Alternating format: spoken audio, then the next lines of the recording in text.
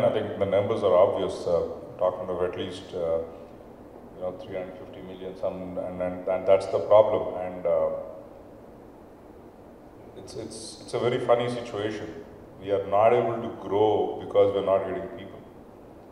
And I'll give you an example of my own industry, which is agriculture, animal agriculture, more or less.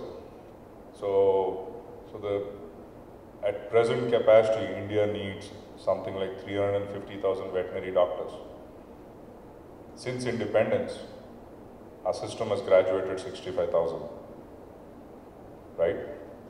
And so the same number I said, let me project on looking at where the chicken production will be in 2030, the milk production, and pets, whatever it is. So I said, we probably need 1 million veterinarians in 2030. This is we need at that point, right? I mean, 350 today. We're not talking of, but the system will graduate 75,000 as it stands between now and 2030. So now you go talk to somebody in the veterinary council. I frankly want to shoot the entire, so that some sensible people will come there.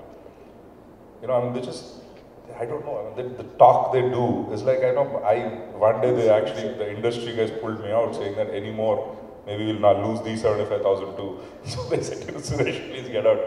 That's the thing, it's easier. Actually, I calculated it's starting a medical college is infinitesimally simpler than starting a veterinary college. And I said, sir, 1,000 of my chickens die, who cares? That's not a problem, right? It can be more complicated than starting a human, something for human beings. Now this is, I'm talking of veterinarians, which is at a certain level. But look at the skill that we need underneath that. That's probably 10 times more, right? Now look at Andhra and Telangana together account for almost 50% of the eggs produced in the country. Nearly, around 45 to 50, right? And, but, are people getting jobs? Are they getting those high quality jobs? I have not hired a single Telugu speaking veterinarian in the last 10 years. Not available, right? And for years I've been saying, I'm ready to start a medical college.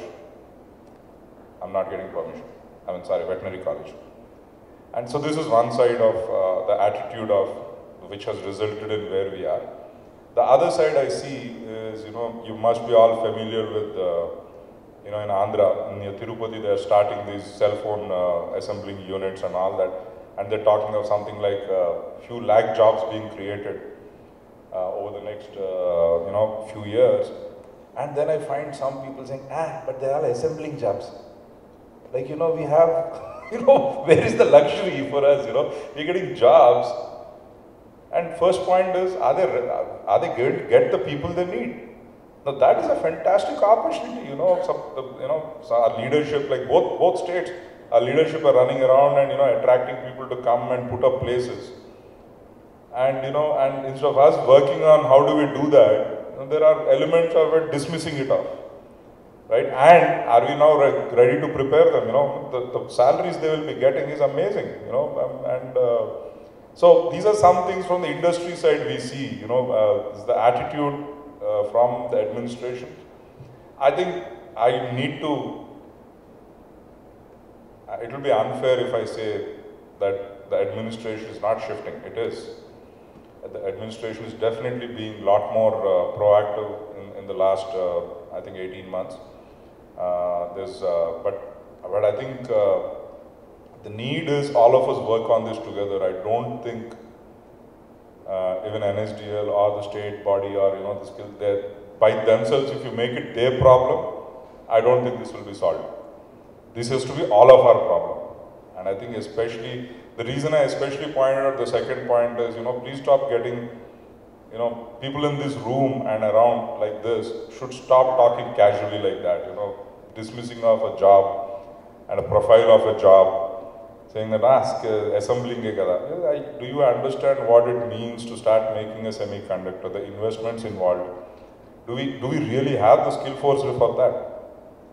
do we really have the skill force for, if say somebody comes and sets up, and somebody, I think Anand was talking about how we, passed our own exams. I took pride that when I was doing my engineering, that this is the minimum that needs to be done to clear engineering, and I was very good at that. But I see engineers today, I'm like, damn, I'd work too hard. The way they get getting out, and because they know nothing when they come out, and you ask them basic, simple questions, which they should be knowing out of intermediate, right? They have no clue, and none of them can talk. None of them can have, 5 minutes of intelligent conversation with you.